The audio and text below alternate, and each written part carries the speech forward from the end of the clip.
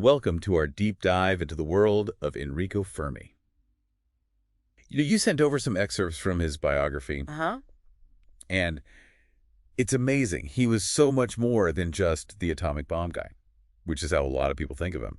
Absolutely. I mean, the scope of his genius, it's really remarkable. Yeah. You know, he excelled in theoretical physics, experimental physics, and even, way back when, he kind of foresaw the use of computers in scientific research. That's what I thought was so interesting. Yeah. It's one thing to be able to grasp these, really complex concepts, but he also wanted to, test them, put them into practice. Exactly, had to test it out. Yeah. And the book actually mentions that, Fermi's fascination with physics. Right. It all started from a chance encounter. Oh, wow. He found this old engineering textbook just lying around and just devoured it. He even taught himself Latin so he could understand it fully. It's amazing. This wasn't just someone passively reading. No. This was someone who was really actively engaging with the material. And it seems like that approach really shaped him as a scientist and as a person. Yeah.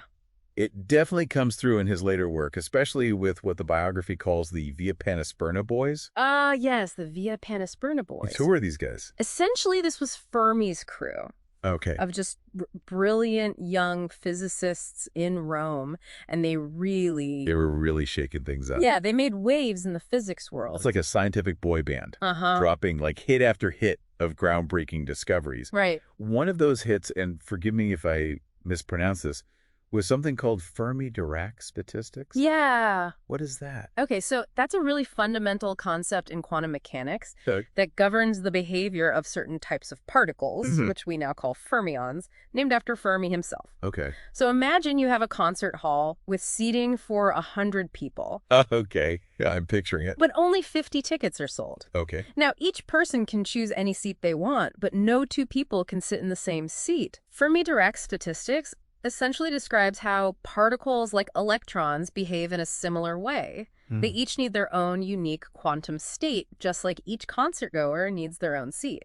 So it's kind of like a cosmic game of musical chairs, but with particles. Yeah, in a way, yes. Yeah. And this understanding of how fermions behave has been crucial in developing everything from lasers and transistors to understanding the structure of atoms and the behavior of white dwarf stars. Okay, so big implications for both the tiny world of particles and the massive scale of stars. Yeah, for sure. But, their early work on nuclear physics, Right. also pretty groundbreaking. It really was. Yeah. They were among the first to bombard atoms with neutrons, trying to unlock the secrets of the atomic nucleus.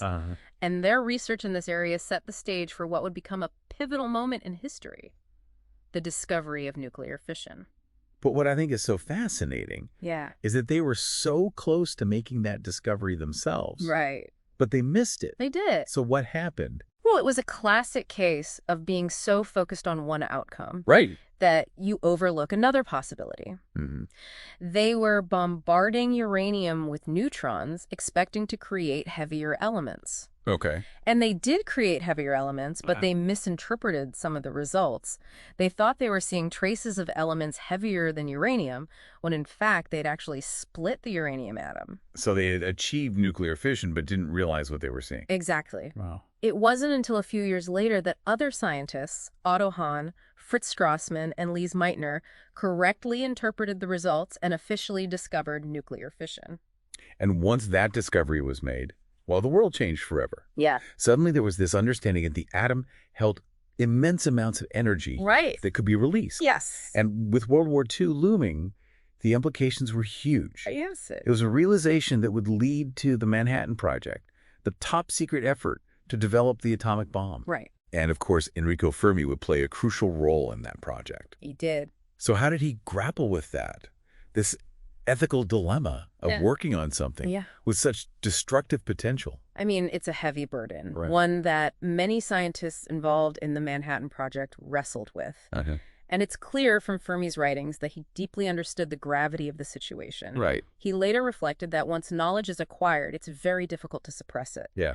And he believed humanity had a responsibility to grapple with this newfound power, both its potential and its dangers. So it's not just about the science, it's about the ethics and the long-term consequences. It is. It's like he's saying we can't unlearn what we've learned. Right. So we have to figure out how to use this knowledge responsibly. Exactly. And that question the ethical implications of scientific discoveries, it's more relevant today than ever before. Absolutely. It's definitely something we'll continue to explore as we delve deeper into Fermi's life and work. And speaking of delving deeper, the book also talks about Fermi's work with neutrinos. Yes. And frankly, I could use a refresher on what exactly those are. Okay. So neutrinos, those tiny elusive particles that have fascinated physicists for decades, they're like ghosts of the subatomic world, passing through everything almost unnoticed. So what's the big deal about them? Right. Why were they so important to Fermi? Well, it goes back to this puzzle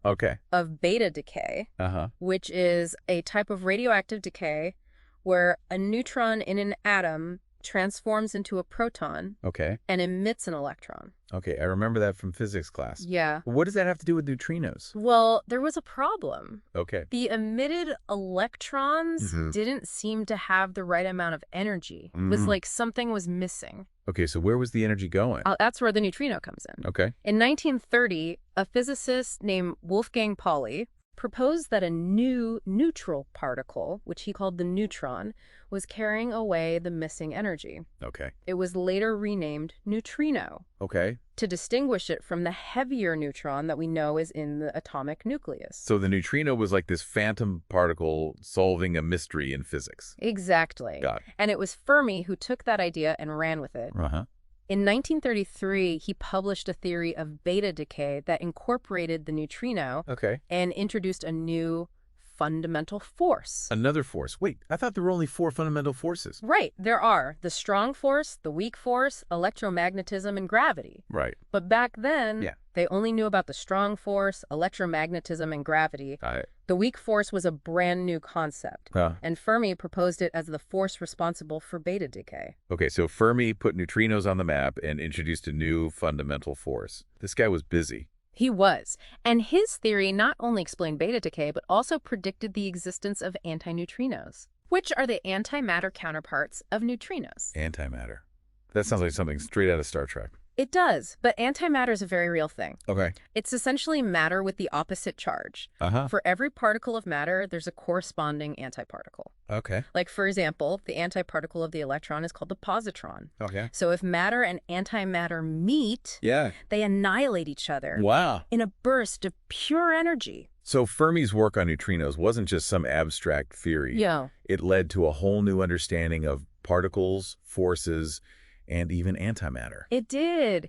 And it's just one example of his incredible ability to see connections between seemingly disparate phenomena. He was constantly pushing the boundaries of knowledge, exploring new ideas, and challenging conventional thinking.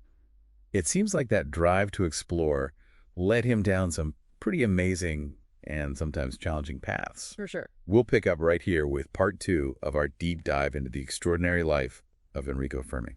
Okay, so last time we left off talking about neutrinos. Right. These tiny ghost particles that pass through pretty much everything. Fermi's work really laid the foundation for our understanding of them. It did. But it sounds like there's a lot more to the story. There is. You know what's remarkable is how much our understanding of neutrinos has evolved over the years. Oh, really? Yeah, for decades they were thought to be massless. But then in the late 1990s, early 2000s, scientists made this groundbreaking discovery. What's that? They found that neutrinos actually do have a very small mass. Wait, hold on. They went from being considered massless to having mass. Yeah. That seems like a pretty big deal. It was huge. Yeah. It was a huge shift in our understanding of particle physics. Okay. You see, in the standard model of particle physics, which is our best current theory of the fundamental particles and forces, neutrinos were assumed to be massless. Okay. This new discovery meant that the standard model, while incredibly successful in many ways, was incomplete. So these tiny particles ended up challenging our entire understanding of the universe at the most fundamental level. They did. And the implications are still being explored today. Wow. The fact that neutrinos have mass opens up a whole new realm of possibilities in physics. It affects our understanding of how stars evolve, how galaxies form, and even the nature of dark matter and dark energy. Wow. Yeah. Okay, so neutrinos went from being these sort of background characters to major players in the cosmic drama. Yeah, they did. And their mass is only part of the story, right? Right. Didn't you mention something about them changing flavors? I did. This is where it gets even weirder. Right. There are 3 types or flavors of neutrinos: Yeah. electron neutrinos, muon neutrinos, and tau neutrinos. Okay. And as they travel through space, they can actually oscillate or change from one flavor to another. It's like they're shape-shifting as they zoom through the cosmos. It kind of is. How is that even possible? Well, it's a quantum phenomenon Okay. that arises from the fact that neutrinos have mass, and that the 3 flavors are actually mixtures of 3 different mass states. Okay. The details are pretty complex, but essentially, as a neutrino travels, its flavor state oscillates. Okay. Meaning the probability of it being detected as one flavor or another changes over time. Okay, my brain is definitely doing some mental gymnastics trying to picture this. Yeah. But why is this flavor-changing business so significant?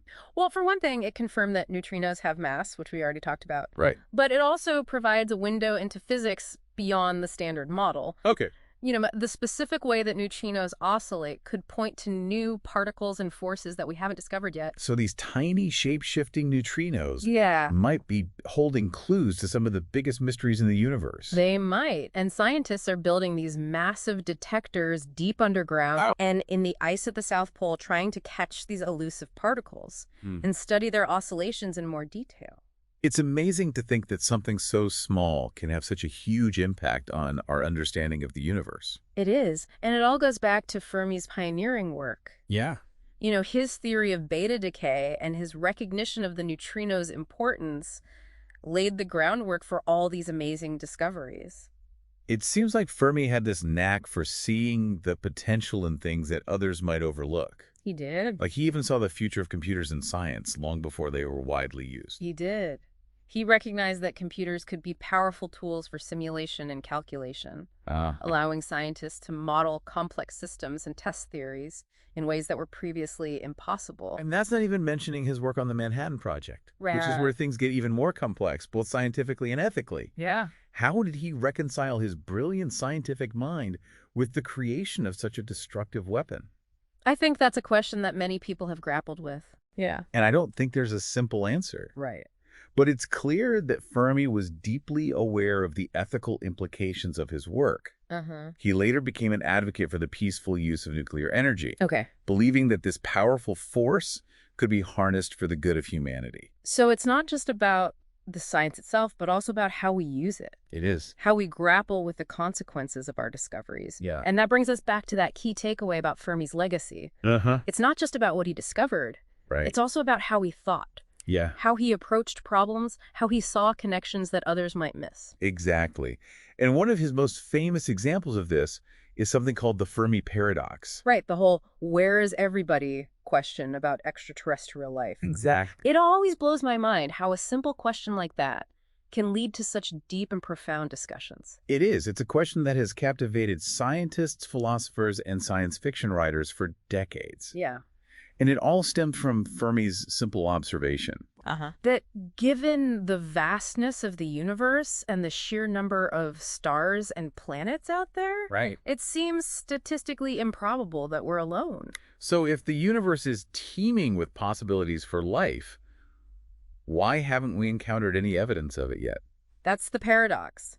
There are many possible explanations. Okay. Ranging from the idea that intelligent life is extremely rare to the possibility that other civilizations might be deliberately hiding from us. Okay. Or that we're simply not looking in the right way or in the right places. It's like a giant cosmic mystery. It is. And it all started with Fermi's simple question. It did.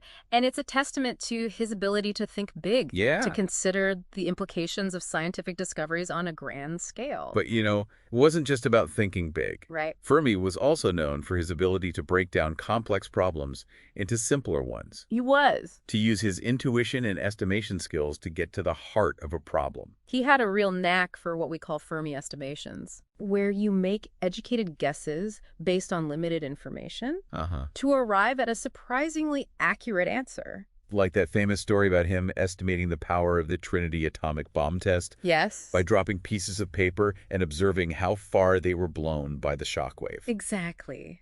He didn't have all the data, but he used his knowledge of physics and his keen observational skills Right. to come up with a remarkably accurate estimate. It's like he had this superpower for seeing the patterns and connections that others missed. Yeah. Whether he was exploring the mysteries of the atom or pondering the vastness of the cosmos. He did. And that's a lesson we can all learn from, even if we don't have Fermi's genius-level intellect. Right. It's about being curious, being observant, being willing to ask questions. Yeah. And to think outside the box. And sometimes the most profound questions are the simplest ones. They are. Like, what if there are other civilizations out there? Right. What if those tiny neutrinos hold the key to unlocking even bigger mysteries? Exactly. It's these what-if questions that drive scientific exploration and lead to new discoveries. And that's perhaps the greatest legacy of Enrico Fermi. Yeah. He taught us not to be afraid to ask those questions, to challenge our assumptions, Right. and to keep pushing the boundaries of what we know. Well said. And speaking of pushing boundaries, there's one more fascinating concept from Fermi's world that I want to explore. Okay. It's called Fermi acceleration. Okay. And it has to do with how particles can gain incredible amounts of energy in space. Oh, that's a great one to delve into. Yeah. It ties together Fermi's work on nuclear physics, cosmic rays, and his incredible ability to see connections across different scales and phenomena. It's like we're about to go on another one of those Fermi-style thought experiments. We are. Where a simple idea leads to mind-blowing implications. That's right. Let's dive in. All right, so we're talking about Fermi acceleration. What exactly is that?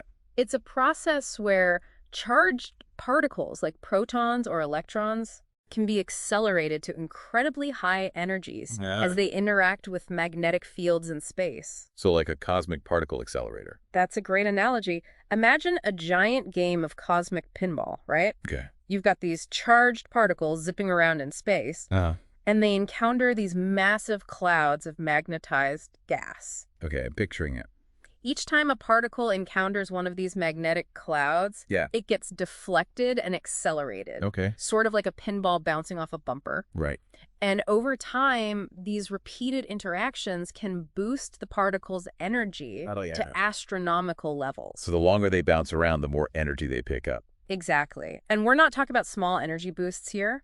Fermi acceleration can explain how particles reach energies millions or even billions of times higher than anything we can achieve in our most powerful particle accelerators on Earth. That's mind-boggling. Right. So how does this connect back to Fermi's other work? Right? I remember you mentioned something about cosmic rays. That's right. Cosmic rays are these highly energetic particles that constantly bombard Earth from space. Right. They come from all sorts of sources like supernova explosions, active galactic nuclei, and even our own sun. So these things are coming at us all the time. And Fermi acceleration is one of the leading explanations for how these cosmic rays get accelerated to such incredible speeds. So we're talking about particles that are traveling at nearly the speed of light, carrying enormous amounts of energy. And this all comes down to those magnetic fields in space acting like giant cosmic pinball machines. It's pretty amazing, isn't it? And it's a testament to Fermi's ability to connect the dots. To see how a concept that started with understanding nuclear fission could be applied to explain something as vast and mysterious as cosmic rays. It's like he had this knack for finding patterns and connections that others might miss. He did. He was constantly pushing the boundaries of our understanding, whether he was exploring the tiny world of atoms or the vast expanse of the cosmos. He was, and his work has had a profound impact on so many areas of science, from nuclear physics to astrophysics to particle physics and, you know, beyond the science itself. He left behind a legacy of curiosity, ingenuity, and a deep sense of wonder about the universe. We've covered so much ground in this deep dive. From his early fascination with physics to his groundbreaking work on nuclear energy and neutrinos. And those mind-bending thought experiments like the Fermi paradox and Fermi acceleration. I feel like I've only just scratched the surface of this incredible life. I think that's one of the most inspiring things about Fermi's story. He showed us that there's always more to discover, always more to learn, and that the pursuit of knowledge is a journey that never truly ends. So what would you say is the most important takeaway from all of this? What can we learn from Enrico Fermi's life and work? I think it's about embracing that spirit of curiosity, that willingness to ask questions, to explore new ideas, and to never stop learning. Fermi was a master of connecting the dots, of seeing how seemingly unrelated things could be linked together in surprising ways. Yeah. He taught us to approach problems with a combination of rigor and creativity, to think both logically and intuitively. And to never underestimate the power of a simple question. Yes. Like, why haven't we encountered alien civilizations yet? Right. Or how do those tiny neutrinos get so much energy? These questions might not have easy answers. Right. But they push us to think deeply about our place in the universe. They do. And to keep searching for those answers. Exactly. Fermi's legacy is a reminder that science is not just about facts and formulas. It's about a way of thinking, a way of engaging with the world around us. It's about curiosity, creativity, and a constant striving to understand the mysteries of the universe. Well said. Thank you. It's been an incredible journey exploring the life and work of Enrico Fermi. It has. He truly was a giant of science. He was. And his legacy continues to inspire us to this day. Absolutely. And who knows what other mysteries are out there waiting to be uncovered? What other connections are waiting to be made? Perhaps you, dear listener, will be the one to make those discoveries. Keep asking those questions. Keep exploring and keep pushing the boundaries of what we know. That's a great note to end on. Thanks for joining us on this deep dive into the fascinating world of Enrico Fermi. Until next time, keep those minds curious and keep exploring.